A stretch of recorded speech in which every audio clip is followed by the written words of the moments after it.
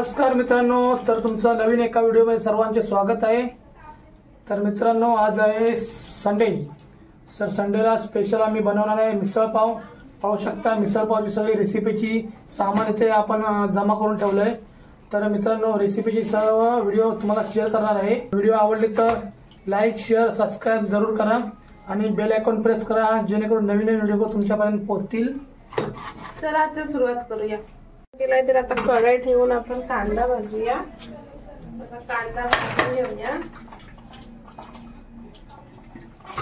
थोडंसं तेल टाकूया।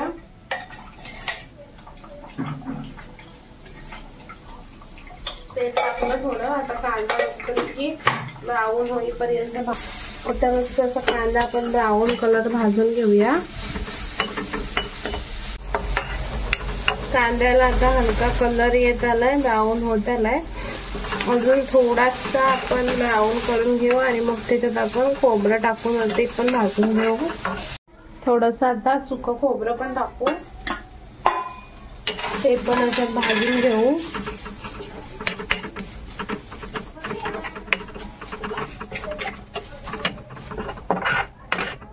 हे आपण उसळसाठी थोडासा वेगळा मसाला बनवतोय, कांदा आणि खोबरं।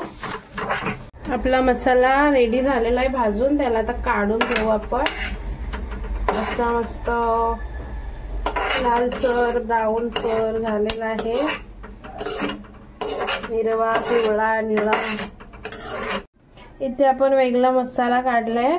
हे आपली मिरची पावडर आहे लालवाली, ही गरम मसाला आहे आणि ही जिरा पावडर, धना पावडर आणि इथं अद्रक लसूणची पेस्ट घेतले आपण। ते आता अशी सर्व मिक्स करून त्याची पेस्ट बनवून घेऊ। पेस्ट बनवल्यावर अशी छान आपली ग्रेव्ही तयार होते, तर्रीवाली ग्रेव्ही। मस्त अशी ग्रेव्ही तयार करू। बघू शकता लाल लाल कलर आलाय। आपली मिरची पावडर चांगल्या कलरची होती, लाल कलरची, त्याच्यात काही मिलावट नाहीये, कलर नाहीये। मस्त अशी आपली पेस्ट रेडी आहे। आता आपण रेसिपीची सुरुवात करूया। चला तर आपली पेस्ट रेडी आहे, कांदा आणि खोबऱ्याची बारीक वाटून घेतले। आता आपण कढईत तेल टाकू, कढईत तेल टाकून घेऊ आणि आता तेजपत्ता टाकू। तेल गरम झालंय, तर आपण आता तेजपत्ता टाकलेला आहे। आता थोडंसं ते आपण जिरं पण टाकूया। सर्व हे भाजून झालं का आपण त्यात मस्त असं जिरं तडतडलंय।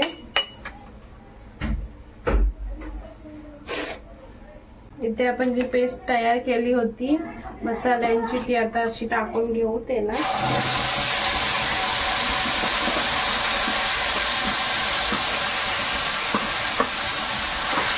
मस्त त्याला 1 मिनिट असं परतून घेऊ। अशी पेस्ट करून टाकल्यावर तरी खूप छान येते उसळची।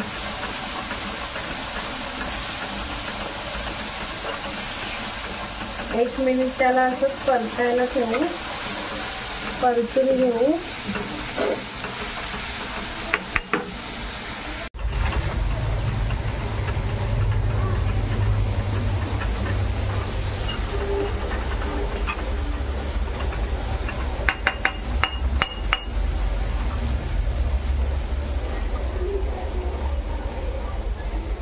एक मिनिट झालेला आहे। आता आपण त्यात हा मसाला तयार केलेले ते पाणी टाकू थोडंसं, आणि आपण जर पेस्ट तयार केली होती कांदा आणि खोबऱ्याची, ती पण टाकून घेऊ। आता त्याला पण असं थोड्या वेळ भाजून घेऊ। कलर बघ असा मस्त छान आलाय त्यावेळेस।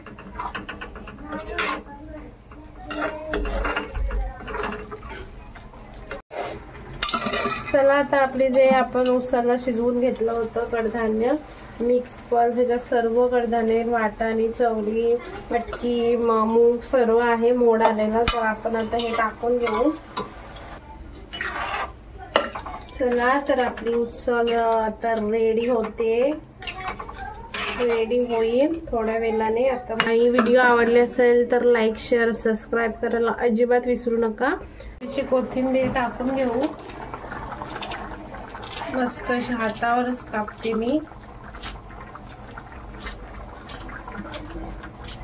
बारीक बारीक करून कशी टाकून घेऊ वरती. कोथिंबीर टाकल्यावर मस्त असा टेस्ट छान येत लागते. कोथिंबीर टाकून झाले आणि अजून 5 मिनिटं आपण त्याला असं शिजायला कढी यायला देऊ. आणि मग उसळ आता रेडी झालेली आहे आणि आता आम्ही खायला बसणार आहे. ही उसळ खाण्यासाठी रेडी आहे. तर आता मस्तपैकी आपण काढून घेऊ आणि खायला सुरुवात करू. बघा मस्त असं छान कलर आलाय बघू शकता. कांदा कापून घेते मस्त त्याच्यावरती टाकायला बारीक चिरून घेते. चला तर आता आमची प्लेट रेसिपी पूर्ण झालेली आहे आणि प्लेट पण रेडी आहे. तर कशी झाली तुम्हाला आम्ही खाऊन नक्की सांगू. तर व्हिडिओ आवडले असेल तर व्हिडिओला लाईक करा, शेअर करा आणि सबस्क्राईब करा.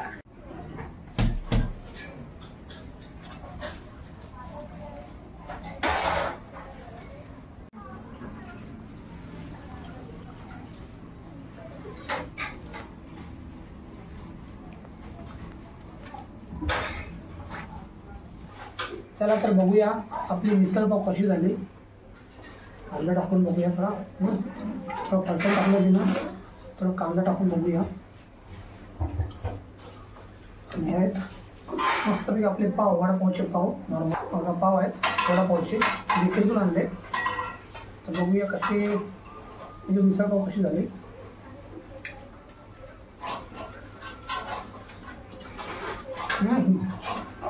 एक नंबर मिसळ जबरदस्त खरंच छान झालं.